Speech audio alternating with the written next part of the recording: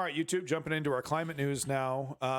Absolutely insane tornadoes out of Mississippi. This will wake you up if you're sleeping with the current events that we've been having so far. But nothing will wake you up quite like natural disaster footage. But this is not Ukraine. This is not Bakhmut. This is Mississippi after a massive tornado ripped through it.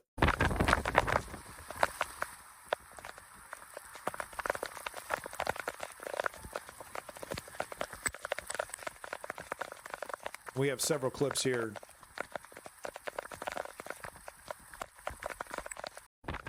One absolutely frightening clip right here.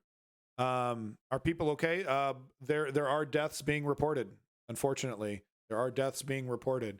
I mean, as you can see here, you can see just how violent and sudden. And I'm sure that's just the early count, 23. I'm sure that's just the early count. They're still picking up the pieces from this.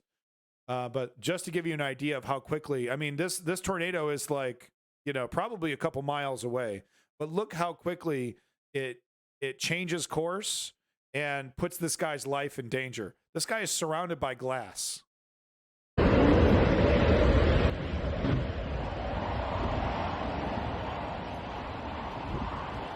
Fucking obliterates this right here.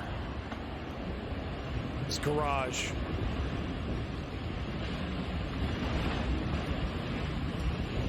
Bye-bye. Oh, fuck. Goes back to play. It's such a gamer move if he went back to play PlayStation or something. But this just gives you an idea of just how destructive these can be. And it's actually really difficult to tell which direction they're going in.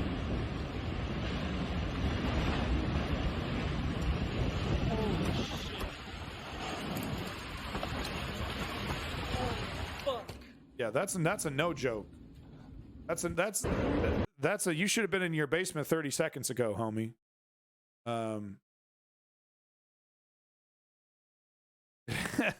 They show Twister, you know, remember Twister? That was such a good movie. This one hits closer to home. I was hoping to get some more footage in the comments section. Hope he had a basement. I like how he just closes the window and it's all quiet. You know, like you know what I mean? Like that's gonna. I mean, because I wish they would have kept the film going.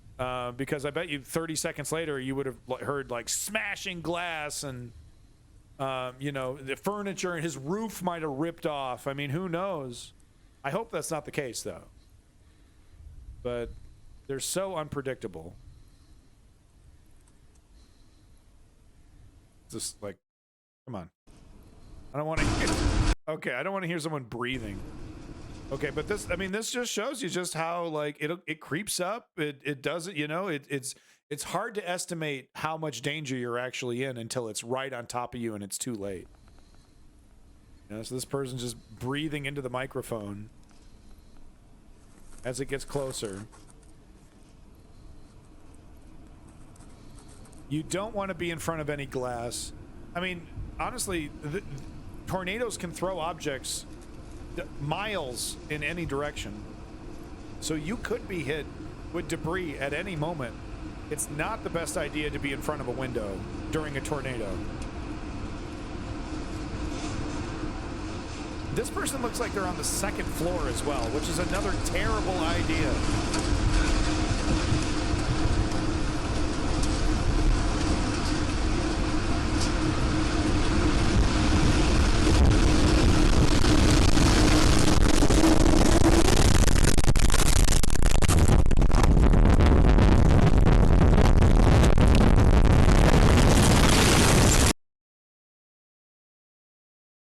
Whoa. Whoa. Went from that to that. Whoa, dude. Whoa.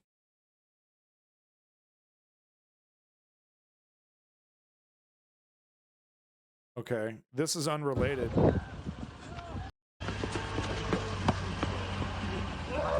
They were really bored. Americans were really bored in Iraq. They were really, really fucking bored.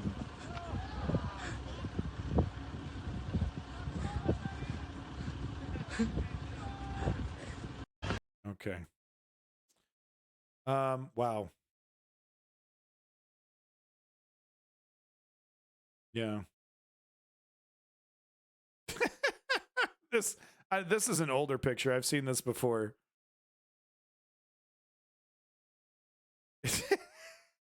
People on Twitter are unbelievable.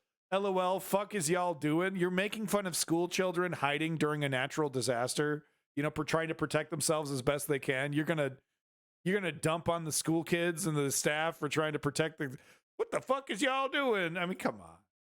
God, they're so fucking. God, so terrible. And then on the other bit of news, RIP to the victims of those tornadoes, and I do hope they recover. And I guess one thing I would like to point out in that is that there are a lot of lefties that are being like, haha, you deserve it.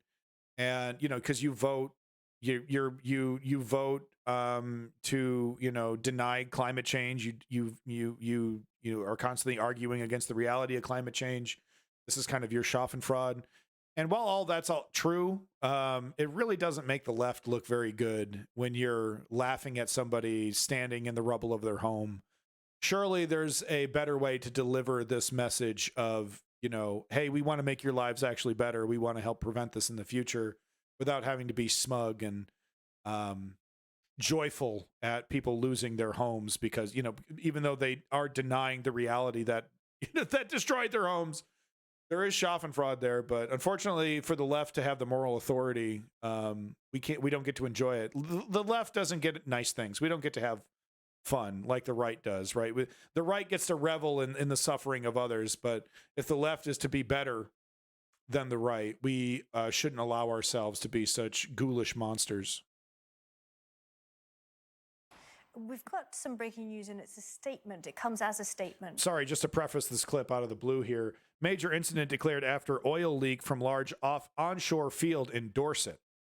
From the leader of the Bournemouth, Christchurch and Poole Council, Philip Broadhead. He has just tweeted this, saying that a major incident has been declared due to an oil leak from the Wytch Farm oil field. And he has tweeted a statement. We'll get that to you as soon as we can, but let me read it to you. He's saying the Wytch Farm oil field in the Purbeck has been operating since 1979 and is one of the largest onshore oil fields in Europe.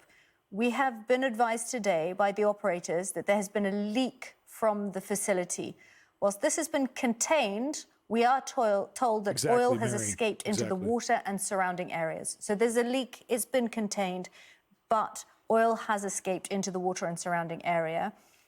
Philip Broadhead goes on to say that we're liaising closely as part of long-established mechanisms with a variety of parties as this situation unfolds.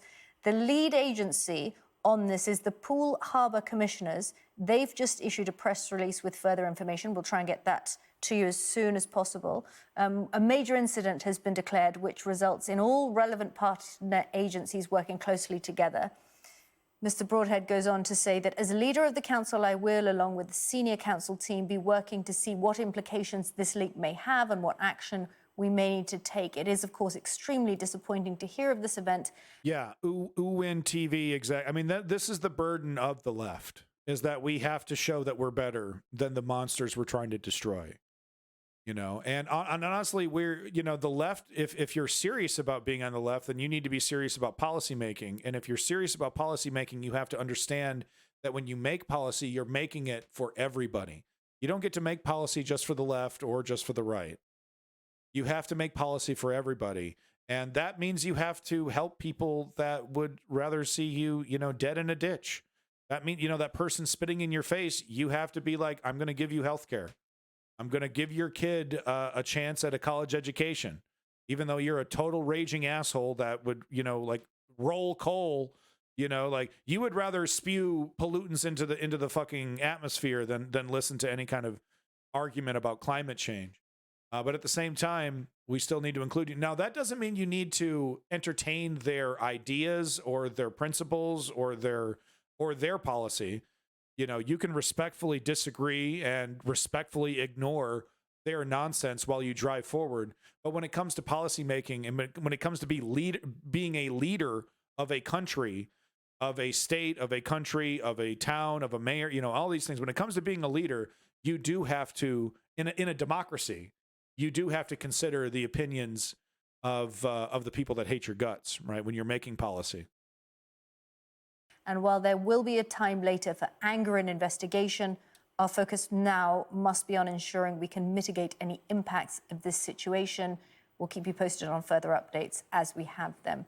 So Yeah, that is sure. from Philip They'll Broadhead keep us saying that there's posted. been a major incident declared due to an oil leak from the Witch Farm oil field, and that all So here's the questions. Will they be held to justice? Yeah, maybe sometimes. Sometimes they'll get held to justice, you know, years later.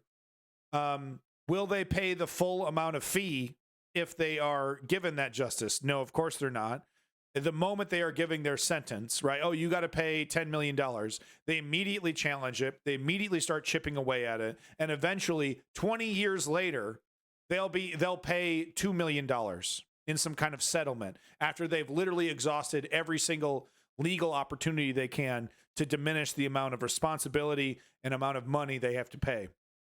That's the question. Will they be held to account, and will they actually pay the full amount of fee if they're given it?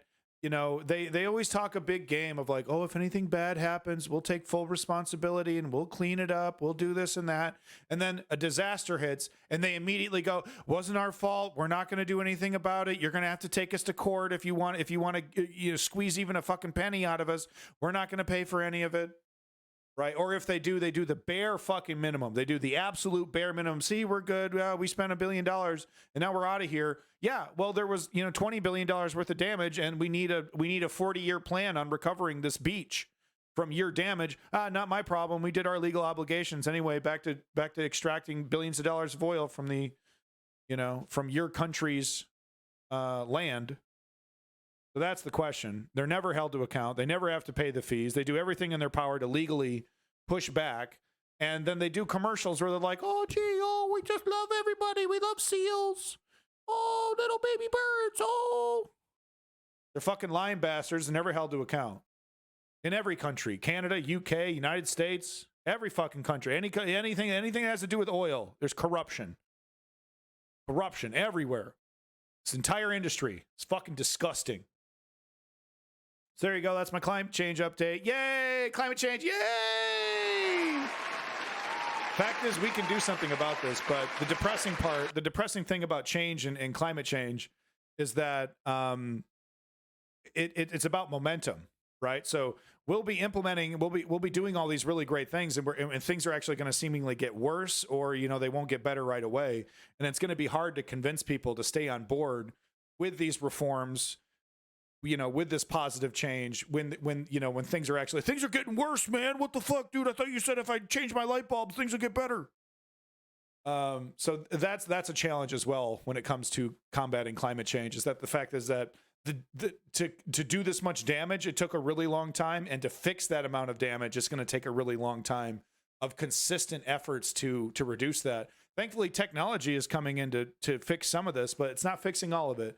We can't depend on technology alone to fix it. We have to have a concentrated effort to do everything we can to reduce climate change. And that means going after the polluters. That doesn't mean going after mom and pop and chastising them for using a plastic straw. That means going after Hershey, Nestle, the fucking Coca-Cola, all the oil companies, all these different polluting companies. It means going after them, the plastic producers.